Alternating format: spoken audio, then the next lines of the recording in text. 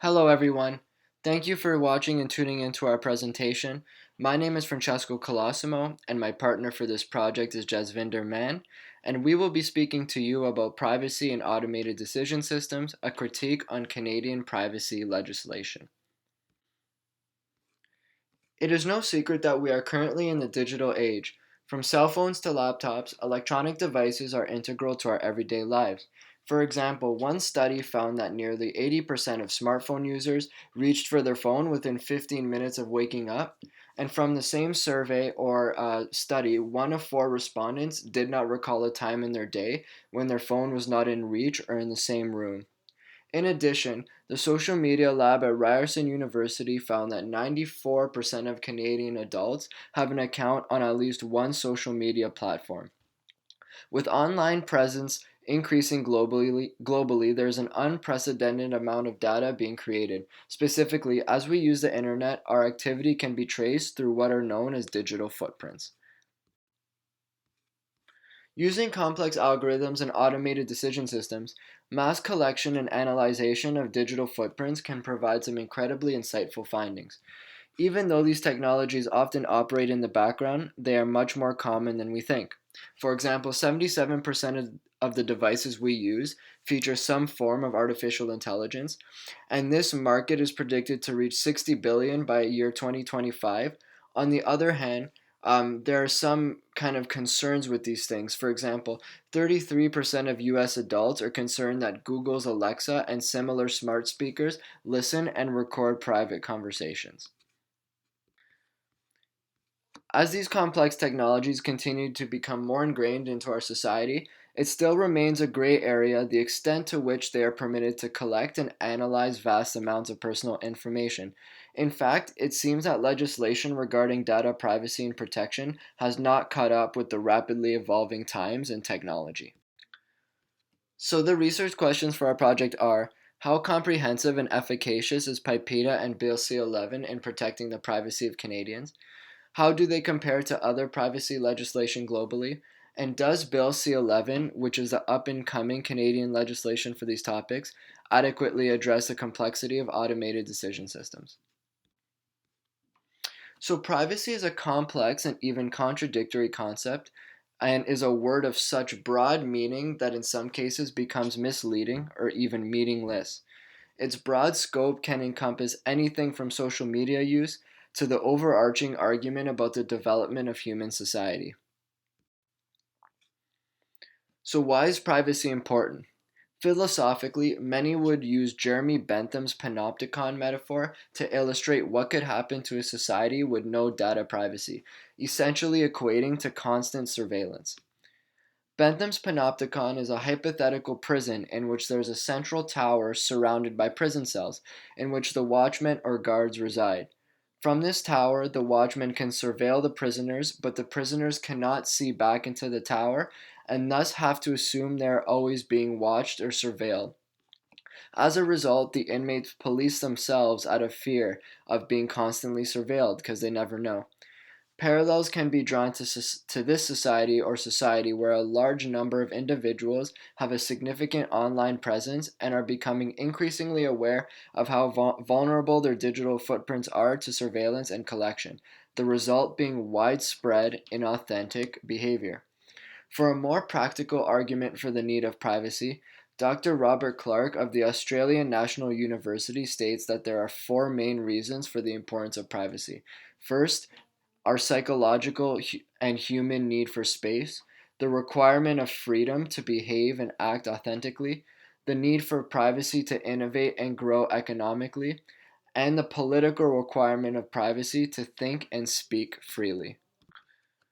So, the Personal Information and Protection and Electronic Documents Act, or PIPEDA, is Canada's current data privacy legislation, and these are some of the things that it sets out to do, or objectives. For example, giving Canadians the right to know and inquire why an organization is collecting and or using their personal information, mandating an organization obtain an individual's consent when they collect and or use personal information, allowing individuals to complain to the privacy commissioner about their personal information and how it's being used by organizations, restricting organizations only collect personal information for the specific purpose of that transaction, as well as explain why they need the information, what it will be used for, and whether they will disclose it to another party, and providing individuals the right to obtain their personal information held by an organization and request that inaccurate or incomplete information be corrected. So there are a number of criticisms of PIPEDA, and these include not enough power given to the privacy commissioner, the fact that it doesn't ensure organizations comply with the legislation, and doesn't give them incentives to do so, the lack of reporting mechanisms in the case that there is a data breach and that organizations have to report this breach to affected parties, as well as there's criticism saying that it puts business interests ahead of privacy rights, and this leads into the new legislation, which is Bill C-11, which is still going through the House of Commons and it has not been enacted yet at this time. So, at its core, Bill C-11's purpose is to enact two new pieces of legislation: the Consumer Privacy Protection Act and the Data Protection Tribunal Act. Firstly, the Consumer Privacy Protection Act is responsible for the protection of personal information in the private sector and is the legislation set to replace PIPEDA. Secondly, the Data Protection Tribunal Act, which creates an administrative tribunal to hear appeals of decisions made by the Privacy Commissioner and imposes penalties for privacy violations.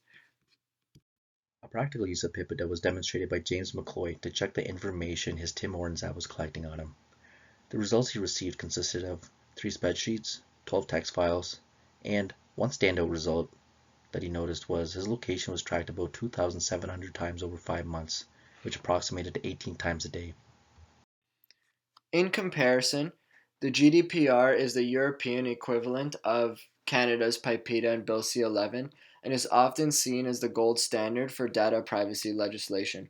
Enacted in 2018, the General Data Protection Regulation has two main objectives: lay down the rules relating to the protection of natural persons regarding the processing of personal data, and protect the fundamental rights and freedoms of natural persons, and specifically the right to the protection of personal data.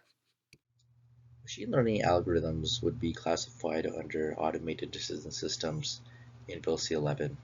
You can see examples of machine learning algorithms in your everyday devices such as cell phones, voice assistants, and even social media. However, some issues can arise. One case example would be where the Detroit police arrested a black man because a facial recognition system identified him as a potential suspect.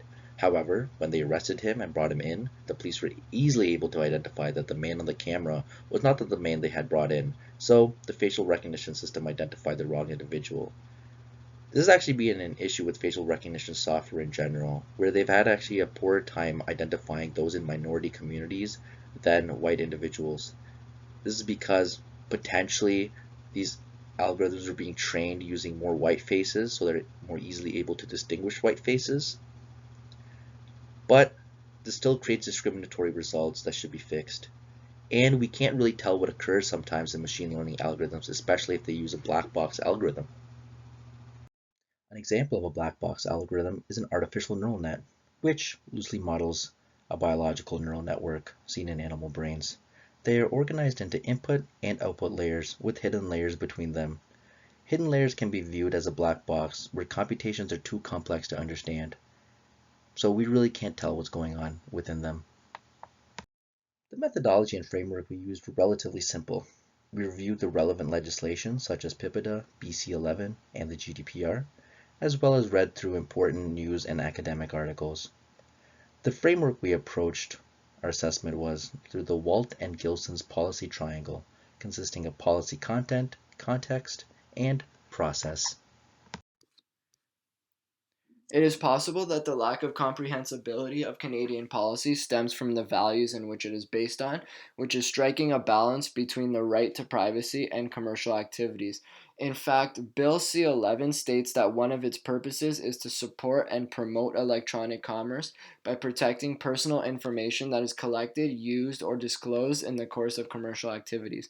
On the other hand, problems are arising as legislation may be giving too much attention to protecting business operations instead of upholding the right to privacy.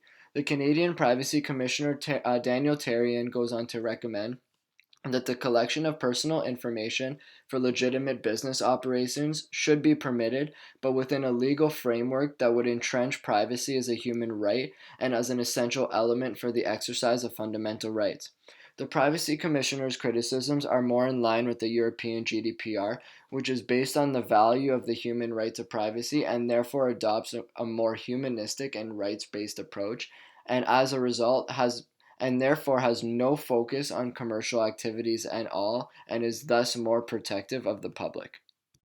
When examining Bill C-11, one major aspect it does not take into consideration is the behavioral aspects of consent, referring to its failure to recognize just how many people do not read the terms and conditions. One study found that from a pool of 120,545 customers, only 55 clicked to read the terms and conditions on an online retail site. Another study surveyed law students, and approximately 4% of these students claimed to have read the terms and conditions they signed to. But those that signed the terms and conditions actually have what is known as the duty to read, meaning that they have the responsibility to read the contracts they sign and agree to. Some solutions that could be proposed would be mandating easier accessibility and understanding the terms and conditions, as well as using technology to simplify the language that exists in these documents. And there's already companies that are implementing some technologies to simplify the language, so hopefully that gets more integrated in our everyday lives. Bill C-11 addresses the access and transparency that should come with automated decision systems. Quoting from the bill, the organization must, on request by the individual, provide them with an explanation of the prediction, recommendation, or decision. So the question becomes, what is an explanation? Explanations might not be as clear-cut as they sound, because through a black box algorithm, we actually can't tell what's happening in them, as we previously talked about when we looked at artificial neural networks. Companies might use things like a decision tree, like we see on screen, as an explainable model. Now, the issue is that these models do not actually explain what happened in a black box model, so the results might not be entirely accurate or true, leading to an inadequate explanation. And Bill C-11 does not actually address how to go about obtaining an explanation, so this method might still be problematic. A solution to this would be implementing policy requiring that an interpretable model be used in replacement of black box models. This would be especially important where critical decisions are being made. Interpretable models are those that are understandable from the start and provide a transparent and coherent explanation of how they derived a result. Another solution that we would want to look at would be having a governing body that overlooks automated decision systems that are being used in the public, checking to see if they're following the ideal guidelines and how they'll affect the society once they're released. This would be similar to how countries use governing bodies for pharmaceutical products. Before any pharmaceutical products are released, many countries check for how they'll be affecting the public good and if they're safe for consumption. Some of the future research that could be done would be looking into the exceptions to consent. Bill C-11 has several different sections that look at how businesses can obtain data without the consent of the individual, and this should be investigated further. Also, there should be an examination of some of the recommendations previously mentioned, such as how feasible it is to really have an automated decision systems governing body. Lastly, there should also be research done on the provincial and other federal legislation that Canada has, and the provinces as well. Some provinces have their own type of privacy legislation, and there's also federal legislation that's done looking exclusively in the medical field and how health data is collected.